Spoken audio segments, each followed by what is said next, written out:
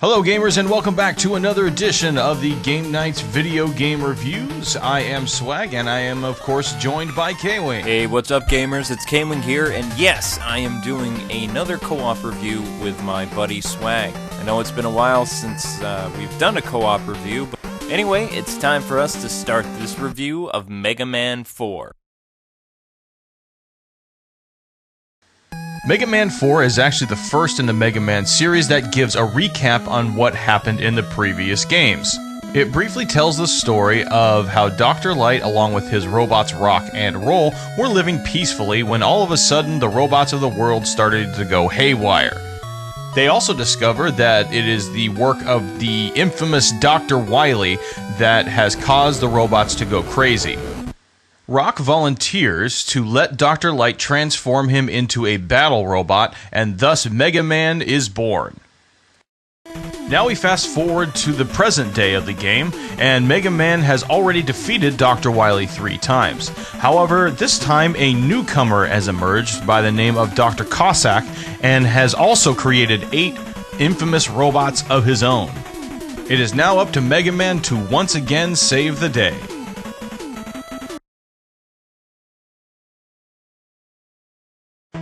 Mega Man 4 is an action side-scrolling / adventure platforming game as well, and all the elements that you've come to expect from a Mega Man adventure. Like all the games before it, you fight your way through 8 Robot Masters. In order to beat these bosses, you have to use their powers against them, and once you defeat the boss, you earn their power. After beating all the bosses, you'll be taken to see Dr. Wily. Dr. Cossack. New to Mega Man is Rock's Charge Shot, which has become a staple in the Mega Man franchise to this day. Still, the overall point of this game is to work your way through the levels, fighting off the bosses as you go, acquiring new power-ups, and fighting Dr. Cossack.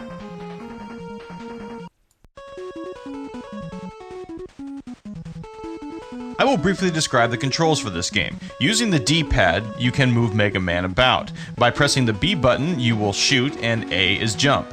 You can hold down the B button for a few seconds and then release in order to shoot the Mega Buster, and you can press down and A in order to do a slide. Mega Man controls exactly like he did in the first 3 games, and thus the controls are near perfection. Thus, if you die a lot in this game, it is user error and not because of the poor controls. Mega Man 4 stays true to Capcom's formula of if it ain't broke, don't fix it. Am I right, Swag, or what? Well, thank you, Kwing. Yes, you will definitely notice some of the staple trap areas that they try to get you in Mega Man 4, such as having things fall from the ceiling and having little annoying flying enemies flying around at the same time. For some reason, these always seem to screw me up. Ah yes, and what Mega Man would be complete without some sort of moving platforms or disappearing floors? Fortunately, they don't seem to be too difficult in Mega Man 4, so I think they're pretty cool.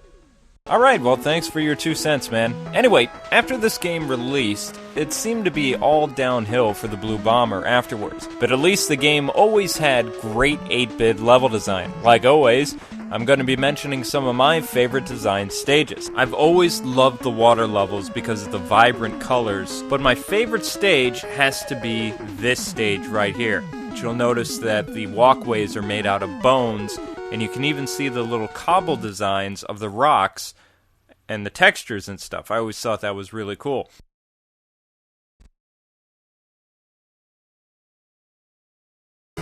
Just as in the soundtracks with Mega Man 2 and 3, the music in Mega Man 4 to me is epic.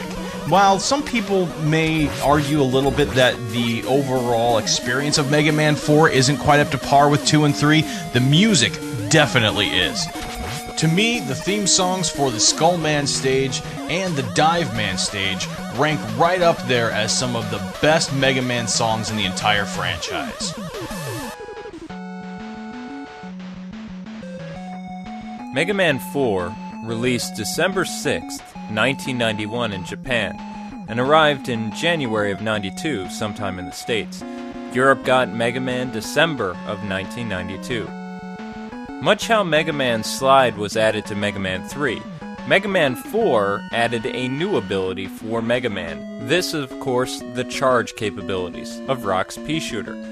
Although in reality, it's only as strong as your 3 shots, unlike in the later installments. The game's level design may have been borrowed just a little bit from the last 3 Mega Man games, but it's not really a weakness. Much like the later Mega Man games, hidden throughout the levels are special power-ups called adapters. The same approach was reused in the Mega Man X games on the Super Nintendo for searching for armor upgrades for X. Mega Man 4 is also the first game in the series which has background music specifically composed for the final boss. All Mega Man games since then have had ending boss themes, whereas before in the Mega Man games they would just replay either the main boss theme or Wily's theme from the Mega Man games, which, if you actually think about it, the composed music of the final bosses is one of the coolest aspects of the Mega Man games to date.